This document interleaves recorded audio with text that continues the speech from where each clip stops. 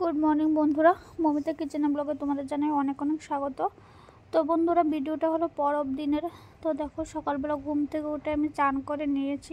যেহেতু আমার কালো সুচ, আমার বাড়িতে সেরকম কোনো নিয়ম নেই। তো আমার বাড়িতে পাঁচজনের রান্নাটা নিয়মটা নিয়ে আমার বাড়িতে হলো সকালবেলা দই চিড়া খাবে, তারপর দুপুরবেলা আম ডাল, আম দিয়ে মাছ, ওই রকম টাইপের খাওয়া দাওয়া। তো চলো, তো যেহেতু আমার কালো সুচ চলছে, তো সেখানে এরকম কিছু তো চলবে না। তো আমি সকালবেলা দেখো তরমুজ স্নান টান করে এগুলি খেয়ে নিলাম, ব্রেকফাস্টে এগুলি ছিল। তারপর দেখো দুপুরবেলা কাকিদের ঘর থেকে মাছের তেল, ঝিঙ্গা দিয়ে চিংড়ি দিয়ে বড় মাছ রান্না করেছে। যেহেতু আমি এখন ওদের ঘরেই খাই, ঘরে রান্না টান্না কিছু করি না। তো তারপর এগুলি হলো। তো তারপর দেখো, কাকি প্রচণ্ড গরম ছিল, কাকিমণি আবার দইয়ের শরবত বানালো, তারপর একটা আইসক্রিম কিনে দিল। তো আমি জীবনে কখনো মা বাবার ঋণ নাকি শোধ করা যায় না।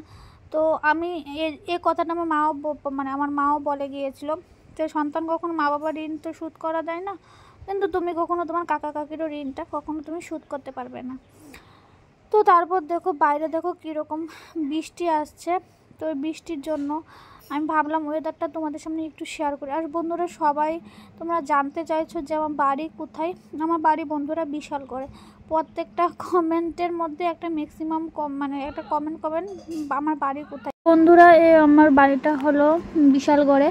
তো প্রপার অ্যাড্রেসটা বলছে না, বিশালগড়ের জাঙ্গালিয়াতে আমার বাড়ি। তো চলো, আর দেখো বিকালবেলা হয়ে গেলো, বেবিটা আমার বাড়িতে এসেছিলো। তো বেবিটার মোবাইল খুব ভালো লাগে, তো ভাবলাম বেবিটাকে নিয়ে তোমাদের সামনে একটু আসি। তো চলো, এখন আর বন্ধুরা ভিডিও করতে ভালো লাগে না, তো ছোট ছোট ক্লিপই বন্ধুরা তোমাদের সামনে শেয়ার করি। তো আমি এইভাবে আমার পরব দিনটা কাটালাম। তো চলো, তোমাদের কীরকম আমার ভিডিওটা আজকে লাগলো অবশ্যই জানাবে। তো চলো বন্ধুরা, আজকের মতো ভিডিওটা আমি এখানে শেষ করে দিচ্ছি। যদি ইউটিউব থেকে দেখে থাকো অবশ্যই চ্যানেলটাকে সাবস্ক্রাইব করে দাও, ফেসবুক থেকে দেখে থাকো পেজটাকে ফলো করে দাও। চলো, টাটা, বাই।